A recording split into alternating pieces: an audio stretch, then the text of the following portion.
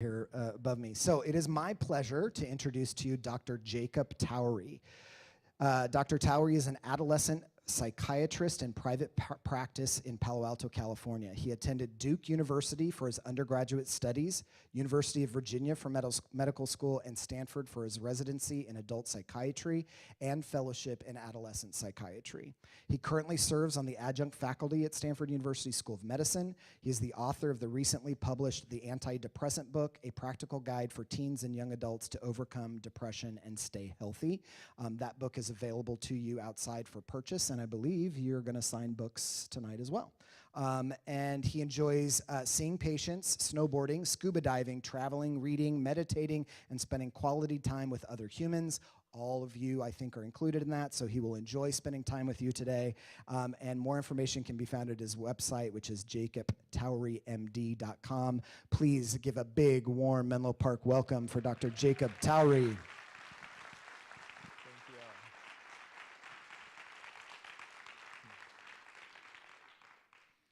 Thank you, Eric, for the warm welcome. I'm really honored to be here tonight. I was very flattered that I was invited and asked to be here.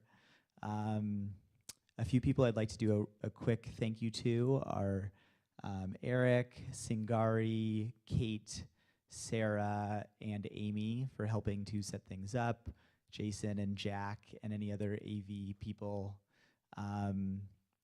It's really a big honor for me to be here. A few disclaimers for tonight, and I'll try to go through these pretty quickly. The first disclaimer is that I have about 7 hours of material that I would like to get through in the next 30 minutes, and it's not looking likely that I will get through all 7 hours. So if there are times where it seems like I'm giving an abbreviated message, it's not because I don't have more to say about the topic. I love talking, probably too much. So I'm trying to choose my words carefully. But we will have at least 15 minutes for the question and answer session. And if there's something that you'd like me to elaborate further on, I'm happy to do that. But I'm trying to be concise, which is not at all a strong suit. Next disclaimer is I was asked to say by Singari, this portion will be videotaped, and then there will be a question and answer session after I'm done talking, which will not be videotaped. So feel free to ask as personal questions as you would like. And it's not uncommon when I'm signing books that people say, and I didn't want to bring this up, but my child, ... and that's totally fine. So as long as people are cognizant of roughly how many people are behind them in line, I will try to give personalized but reasonably concise answers or thoughts. Next disclaimer is I've never given this talk before. This is my first time, so it might be terrible. I have no idea. It might be halfway decent. Hopefully it's the latter, but we'll find out. I think those are most of my disclaimers. So here's the first take-home point, okay? So who here has like a pen or a pencil or some sort of writing instrument? Okay, so get those out. And if you have multiple pens or pencils, like extra credit, that's awesome. You can share with neighbors. If you don't have a stylus or a quill or any sort of utensil, you might have a computer in your pocket that you can use, and you can take notes on that. But pen and paper is even better. I'm a little old-fashioned. Oh, this is a pet peeve. I have a few pet peeves. If you could get this out, so if you have one of these special devices, get it out, and you can either turn it off or you could put it on vibrate. But please, unless you are like a physician on call, whom people will die if you don't get it, like please put it on stun, because I can't even tell you how long people can take to find their phones, and I get really annoyed when they go off. So please don't be that person. Just get it out now and put it on vibrate. Thank you. I think that's my biggest pet peeve. Okay, first take-home point. Are you ready? The first take-home point is don't have too many take-home points tonight. If you have one thing that you get out of tonight that you actually implement and you actually change your life in a sustainable way that will make your life or your child's life better for years to come, That's incredible. If you get that out of like one 30-minute talk, that's amazing. If you have 2 things that you get out of tonight, that's like the top ceiling limit. You're a rock star. If you make 2 sustainable changes out of things that I say tonight, I'm floored. That's amazing. Don't go beyond that. So please, if you notice that you're writing down like 5 or more things that you're going to change forever based on 30 minutes of words that came out of my mouth, don't even try. You'll do 0 of them. So we know this from studies on behavior change. So 1 or 2 tops. If you even have 1, I'll be really thrilled. 0 is okay too. So if you happen to have a child or children who are doing great, they have very little anxiety, they have very little sadness, they're happy, you're not too worried about the future, you can do 0. That's also okay. I'm happy for you. That's wonderful. If you don't fall into that category and you want to have like 1, that's great too. But don't go beyond 2. Okay, so tonight's talk will fall into 2 different categories. Actually, let me quickly say for 30 seconds why I made this talk.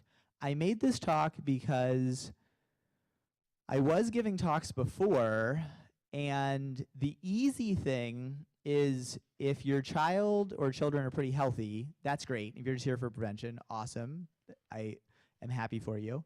Or if you have a child or children who have anxiety or depression and are motivated to get treatment or in high quality treatment, that's great too. You can kind of zone out for most of what I'm saying.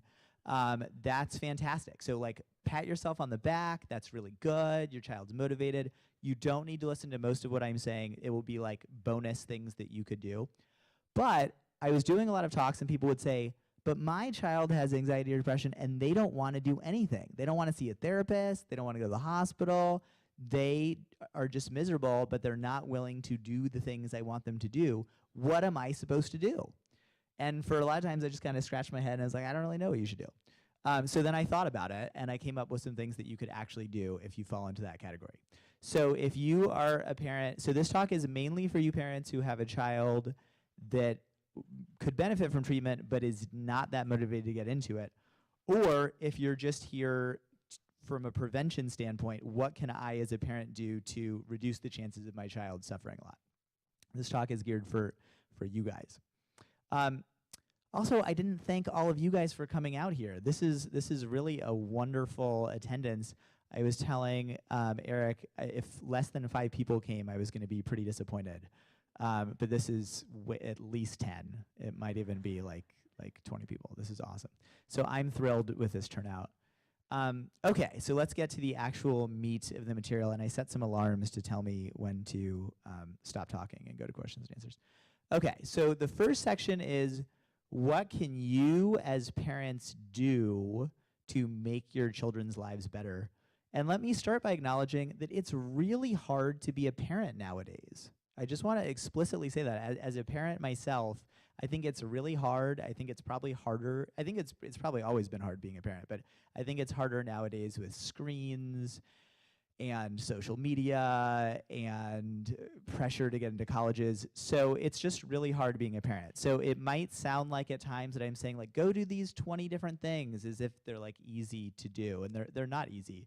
Probably almost none of the things I'll tell you will be easy. So I just want to formally acknowledge I think it's very hard being a parent.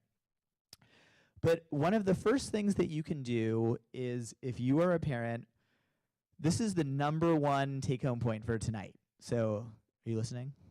You ready? Okay. If you are struggling with your own mental health problem or problems, such as depression, anxiety, alcoholism, substance abuse, post-traumatic stress disorder, ADHD, obsessive compulsive disorder, severe panic attacks, and you are not currently getting treatment, tonight or tomorrow morning is a great time to change that and start getting into treatment. The best gift you can give your child if you are suffering from mental health problems and you are not currently addressing them is to address your own mental health problems. I cannot even tell you how many children I've seen who have parents who have active psychological or psychiatric mental health problems that are not addressing them, and it makes it much harder for their children's lives. So please, you will be doing a gift to yourself, a gift to your children, a gift to your friends, a gift to your significant others. Get help yourself, because if you don't, you are then modeling for your child to not seek out treatment when they are struggling. So don't do that. I would say instead, go get treatment. The best resource I can give you, if you think you would benefit from at least an assessment, there's a website, feelinggoodinstitute.com. So you can write this down, feelinggoodinstitute.com. I have no skin in the game. In case you're wondering, I get no kickbacks. I get no financial rewards. But if you click on Find a Therapist, they have a number of phenomenal therapists, particularly the level 5 therapists. I know many of them personally. I teach with them. They're phenomenal therapists. So please, if you have a mental health problem, please, please, please strongly consider getting help. Otherwise, there are these intergenerational patterns that happen where people keep having problems and not addressing them. So you can stop that. Next take-home point for you as parents. Be role models for your children, in the sense, model the lives that you would like your children to lead. So you can write that down. Take-home point number 2. Model the lives that you would like your children to lead. If you would like, oh my gosh. Okay, I'm going to keep talking, and then I'll probably stop in about 5 minutes. If you would like your children to work, I'm going to be a little tongue-in-cheek, but if you would like your children to work 60 plus hours a week, every week, and almost never take vacation, then make sure to do that. Make sure to work incredibly large amounts every year and put off vacation for many years. If you would like your children to be on their phones or other devices during dinner and have almost no time away from screens and never have a day without a device close by, then do that. Take no breaks from technology. If you would like to have your children be tired and fatigued frequently, then make sure to model staying up really late due to either work or television, and skimp on sleep. Okay, I'm going to stop being so facetious. Instead, if you think that leading a balanced life is good and healthy, do that, because you are literally teaching your children this is how to be in the world. And your children are more observant than you might think. They pick up on cues from you. So yes, many of you with middle school children and high school children are looking to their friends, and they're spending a lot of time with their friends, but they are looking to you as like the guideline for how to be people in the world. And so if you almost never take vacation, you are modeling for them that vacation is overrated and life is really about work. And that's the message you're sending. But you could also model that vacation is great and a balance of work and joy is good. So I would recommend modeling that. If you think that getting enough sleep and being well rested is a good thing, and you would like your children as grown-ups to be well rested, then do that. So it's hard because there's a million temptations to stay up late, right? There's another show on Netflix. There are emails to be done. There are chores. There's all these, social media draws. But you will then be tired, and you will be a less effective parent. And you're also modeling that sleep just isn't that important. So I would highly recommend make sleep a priority for yourself. Get like 8 hours a night of sleep. I know that sounds crazy to many people, but if you do it, you will be more well rested. You will be a better parent. You will be modeling for your children that things just stop, and then you make yourself go to bed, even though it's really hard. I could offer like a million other things.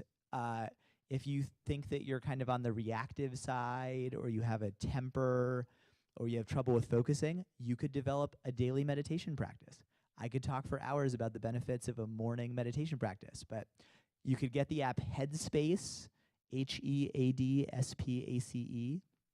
This could be your take-home point for the evening. If you haven't found one, the other ones didn't apply to you, this could be great. download the app Headspace. It's totally free. If you like it, you can get a subscription. I, again, get no kickback from this, but I love Headspace. I use it myself every day. I recommend it to my clients. But it will teach you how to meditate. You could have a morning meditation practice every single day. This, you will then be modeling that taking care of your brain is really good, and having some time to learn how to focus is good, and that calm is good. So you could develop a daily meditation practice. But the basic punchline is, your children are going to look to you in terms of how to live their lives. So the more that you are leading the life that you think is awesome, the more likely your children are to do that too. And then do joyful things. The final message as a parent is do joyful things. So many people, it's so easy for many of us who are hardworking and passionate to kind of pour our lives into work or our children or getting things done. And then there's like joy goes on the back burner. Who here resonates with that? Who here doesn't make joy quite as much a priority? Yeah, a lot of people, right? So take time and like go camping, or go get a massage, or go to a hot springs, or do anything. Go read a fantasy novel. It doesn't really matter, but like do something that has no productive value, that doesn't benefit any other human in the world, but just you, because then you're modeling self-care and you're modeling that joy is important. And that, I think, is a great message for children. Okay, so now let's move on to things you can directly do for your children.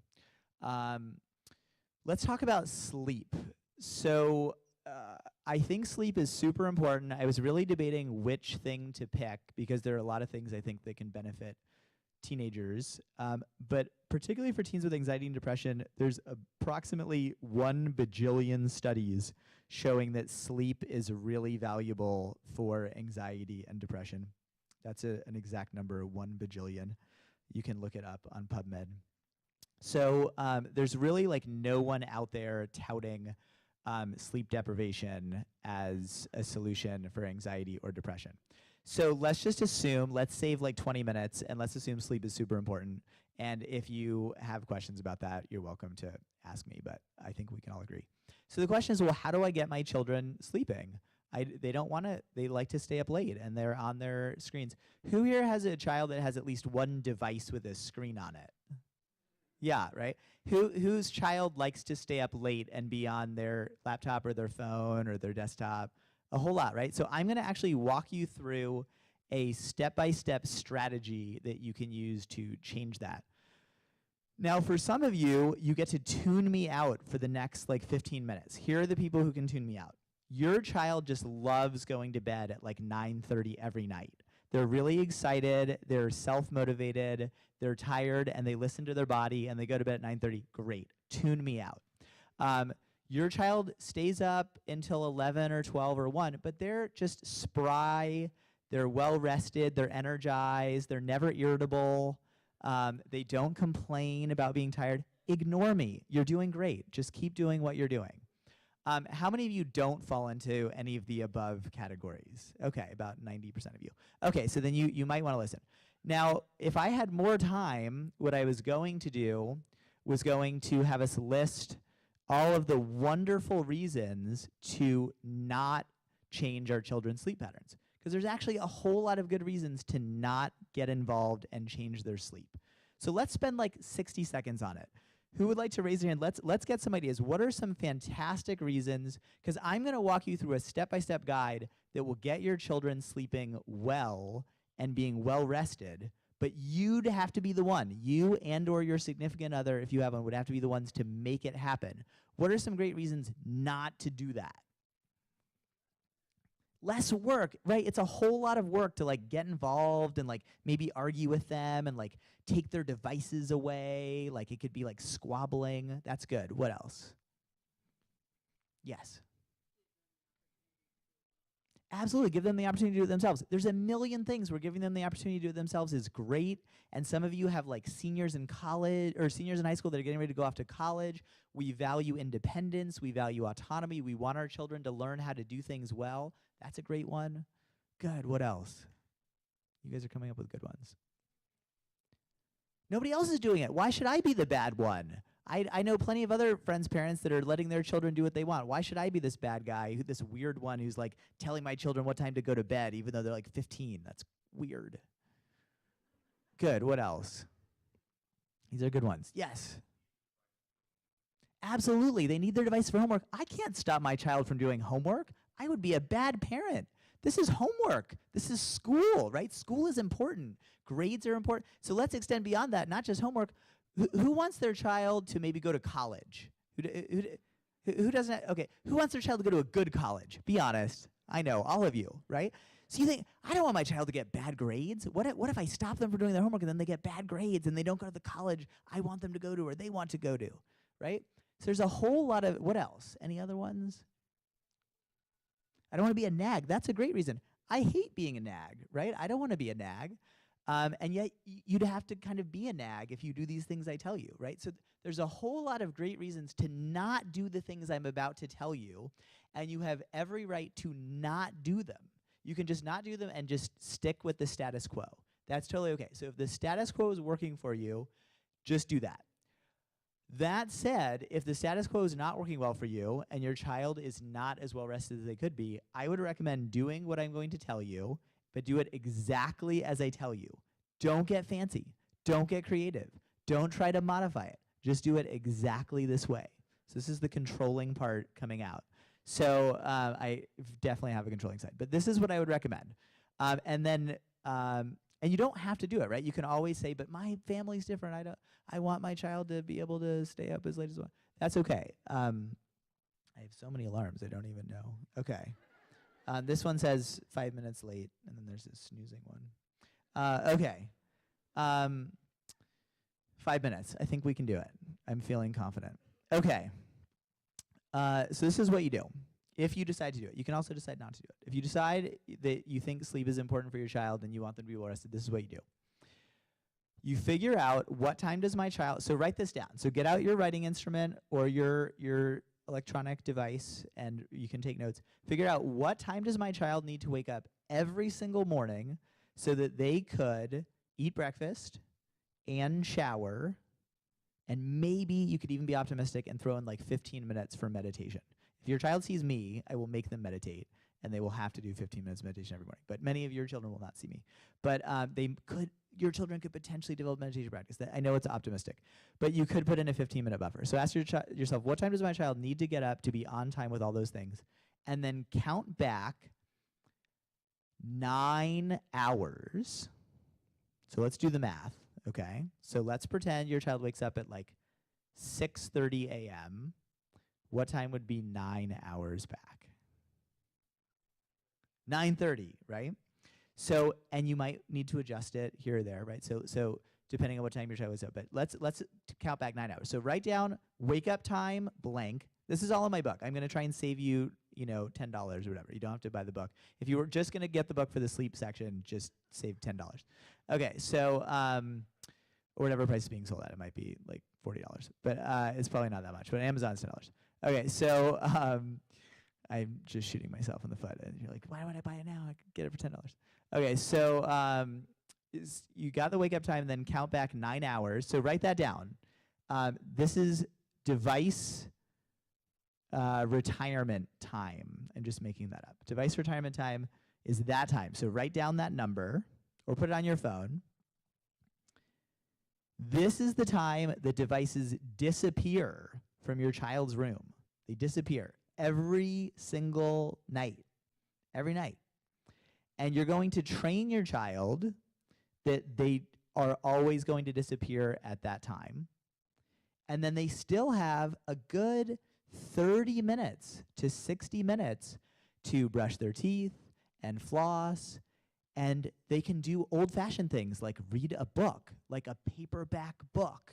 They can draw. They can meditate. Something that is nothing to do with screens. No TV, no phone, no nothing. They will not like this idea. I don't care that they don't like this. It doesn't matter to me at all. So you train them. This is the time at which devices retire. Many of your children procrastinate. How many of you have children that sometimes procrastinate? Yeah. They will tell you, I have 6 hours a night of homework. I couldn't possibly go to bed before 2 in the morning. That is not true.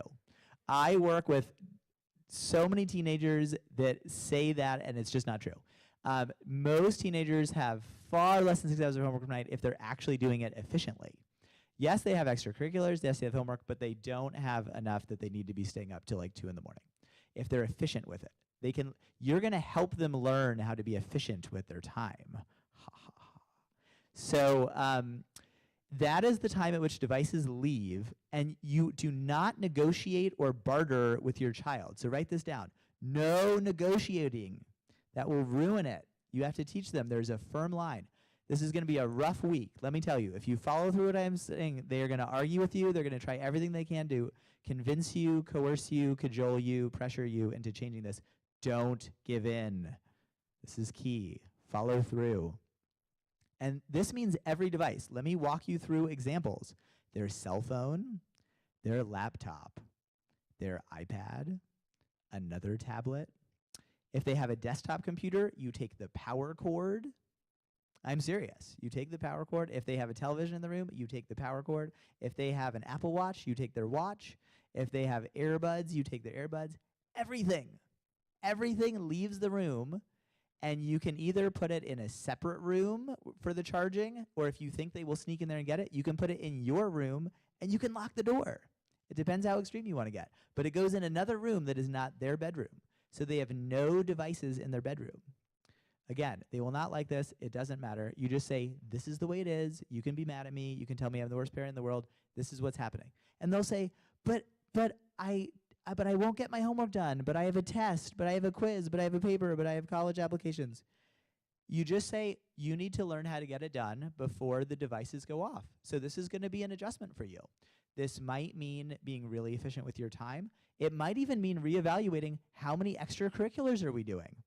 I'm not anti-extracurriculars. It's really healthy to do some extracurriculars in sports. But I have some children coming into my office that are taking 4 APs and 3 honors, and they have Mandarin, and they have cross country, and then they have 2 tutors, and then they have debate. That is not going to fly with getting 8 hours of sleep per night. So you need to ask yourself, am I that family? Am I that family that has my children doing 12 activities? And if so, there's nothing wrong with you. You're not a bad parent. You want to enrich your child, but you have to choose to either then have a tired child or a child who does less extracurriculars. Those are your choices. There's just not an option to have them do everything and also be well rested. So I would recommend balance. That doesn't mean no extracurriculars or no sports. It means balance. So you pick and choose. It might mean 1 less AP class. It might mean 1 less extracurricular. That's okay. If your child is happy and they don't kill themselves, that's great. I mean, this is really, I could go off for a while. Like, this is life and death here for some of you. This is really high-stakes stuff. I'd much rather your child be alive and not get into Harvard than kill himself. And I mean, I don't mean to get all somber, but this is truly can be a high-stakes thing. So balance is good. Sleep is good. You take the devices out and you put them somewhere else. And then your children are going to be way more likely to go to sleep with 8.5 hours before their wake-up time because they're bored. Your children only know how to be on devices. They don't know how to do anything else. Everything else sounds incredibly boring compared to being on Snapchat and Instagram. So they don't want that other stuff. Paperback books, yeah, if you get 10 minutes of your child reading a paperback book, you're amazing. But they're going to be bored, and they're going to want to go to sleep because they're tired. They've been active that day. So you set the time, and you do it, and you're consistent. The key thing is be consistent and do it. And I promise you, you'll have several days of roughness. They're going to test your limits. They're going to see what you're made of. They're going to try and get you to cave or negotiate. But this night's different. I have Spanish quiz tomorrow. This night's different. I have college apps due at midnight. No. If you are consistent, you say, you got to learn. This is the time until 9:30 or whatever it is. You get to have more free reign over your electronics, but then they stop. Your children will learn. They'll learn how to be more efficient. And they'll be happier, they'll be more well-rested, they'll be less irritable. In the long run, you will thank me. So please, please, please consider doing this every night, and then they will learn. Second semester senior year, that's a great time to readjust and have them be doing more of this on their own. And some kids can learn how to, over time, adjust to putting the devices there themselves. So I have many families where the kids learn 9:30 is the hard stop, and they go and put their devices in the charging area, and then they get ready and go to bed. But at first, it's going to be you doing it, and then eventually you could transfer control over, but then you still need to monitor it for a long time to see if they're actually doing it. But if in doubt, put them in your room, no devices, your children will go to sleep, they'll be more well rested. So that is a concrete thing you can do that has nothing to do with their motivation. It doesn't matter if they want this or not, this is something you can actually do. Okay, I've been talking a lot, less than I usually do, but a lot. So let's do 12 minutes or so of questions and answers. Feel free to stop the recording now. Thank you.